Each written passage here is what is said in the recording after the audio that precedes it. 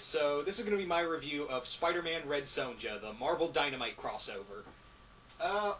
Now, this is the paperback trade I got of this 5-part crossover that Marvel and Dynamite did, and this not only collects the 5 issues of that crossover, but it also collects Marvel Team Up number 79, which is the issue where Spider-Man and Red Sonja met when Red Sonja was under the Marvel license, before it went over to Dynamite. And it's kind of interesting that they tie into that Marvel Team-Up issue. It's not like it's a one-and-done and no one forgot it. And fun fact also, Chris Claremont and John Byrne wrote that issue of Marvel Team-Up, and it's actually it's a cool little one-shot thing. And it has a lot of elements from that story in here, in this 5-part story. This is like the long-awaited, year-long sequel that I don't think anyone was expecting. But anywho, Spider-Man Red Sonja. Let me talk about the positives real quick, because I didn't hate it, but I didn't like this comic either. It was just a good middle ground for me. This comic was a middle ground for me. That's the best way I could say Spider-Man Red Sonja. First off, it's a weird team-up between these two. Spider-Man, New York superhero, and Red Sonja, a character from more or less the Conan universe. And it's actually kind of funny, too, real quick, that even my mother knows who Red Sonja is. And this is a woman who's never read a comic book in her life. And she looked at the comic and was like, oh, why does Spider-Man team up with Red Sonja? I was in total disbelief, knowing that my mother knows who Red Sonja is. I'm like, you know who this is? Huh. Maybe it must have been the movie, because I know she had a movie in the 80s. But yeah, this is kind of an oddball team-up, but Marvel and Dynamite do some good stuff. But let me talk about the positives real quick. Positive number 1, the epic covers by Michael Turner. May he rest in peace. This guy was a great art. This guy, when he was in his heyday, he did some great cover art and interior art for Marvel and DC. And these covers that he did for Spider-Man Red Sonja were great. I loved them. Also, this comic book has Spider-Man and Mary Jane together. And it's also kind of fun, because when this comic book was coming out, this was in the wake of Brand New Day. I mean, actually, right after this happened during the wake of Brand New Day when Spider-Man and Mary Jane's marriage was gone. So this pretty much spit in their face. So it was nice to see Spider-Man and Mary Jane together. And also, there's some good action scenes. There was also some really great concept ideas, and I'll get into that when I talk about the story. But that's just a few positives right there. Now, the story is that Spider-Man is just on patrol, and a U.S. senator comes across an amulet that belonged to Red Sonja's archenemy, Kulan Gath. Now, Kulan Gath is pretty much, he escapes from the amulet, takes over the senator's body, and starts to turn New York into a medieval world that he makes himself lord and master to. And the only person unaffected is Spider-Man. And that's kind of the problem, because we never know why Spider-Man is unaffected by this. We don't know why. I mean, everything else, I mean, even his villains, that's also a cool aspect. Even his villains are unaffected, but everything about Spider-Man is unknown, why he's not affected. Also, Mary Jane bonds with Red Sonja's spirit, like they somehow fuse, and it literally becomes the superior Red Sonja. That's right, people. Before there was the superior Spider-Man, there was the superior Red Sonja. Yeah. I can't make this up.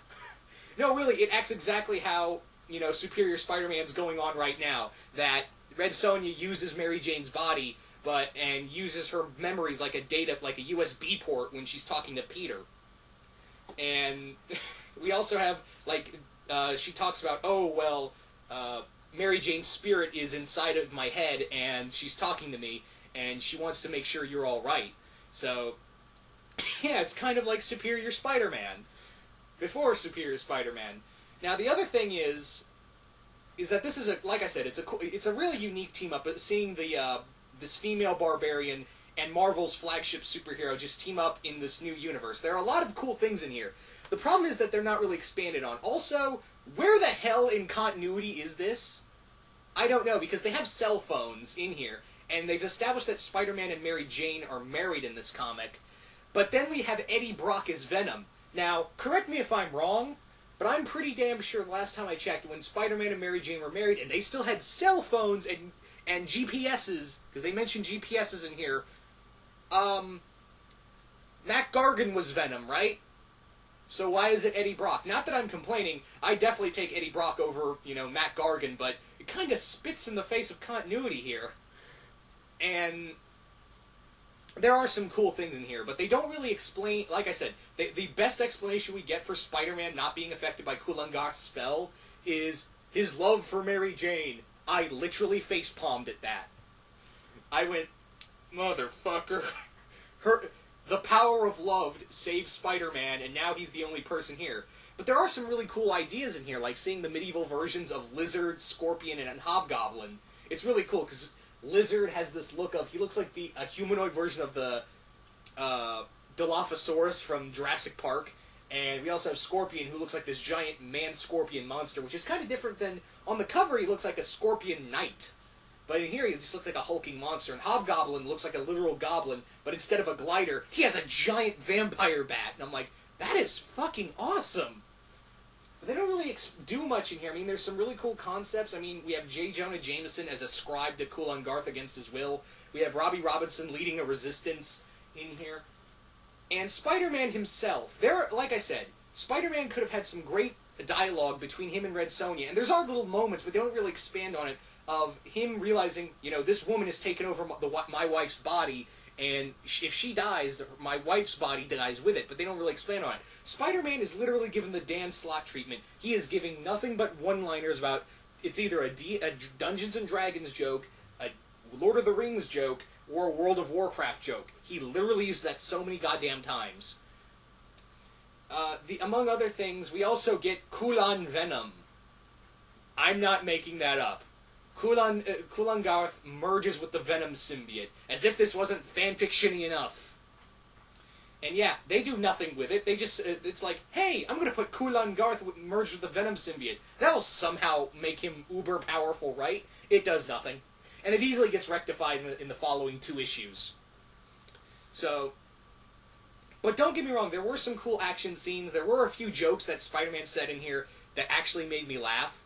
So, this is not a terrible comic, but if you're looking for an epic crossover team-up, this is not it. And I actually am glad I only spent like $5... Actually, no. I spent $3 on this trade at the MegaCon convention. So I'm actually kind of glad I didn't spend higher, because if I spent like half the price or the full price for this comic, for those wondering, the trade is $14.99 in US and $15.75 in Canada. I don't know about the European prices, but yeah, if I had spent full money on this, I think I would have felt ripped off, but I'm glad I spent a small amount on this comic book.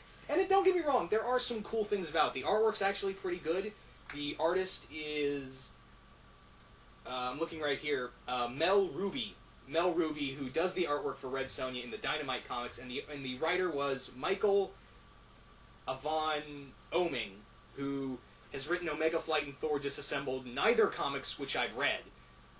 And I don't know, I've never heard of this. He's not a very well-known writer. I don't know, outside of those 2 works, I don't really know what else he's done. So, I'm going to give this comic 3 out of 5. If you're interested, if you're a fan of Spider-Man and, his relationship with Mary Jane, and also, some fun little fantasy ideas and just a fun little crossover, get this comic or, the separate issues, but look for, really cheap. I'll say that much.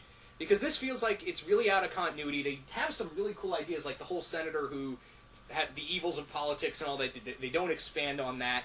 They don't expand on his advisor who... Also, they mention that the senator has these, skeletons in the closet, but they never go deeper into it. So, I don't know. Again with the whole Eddie Brock Venom thing. What's up with that? So, anyway, that's my final verdict.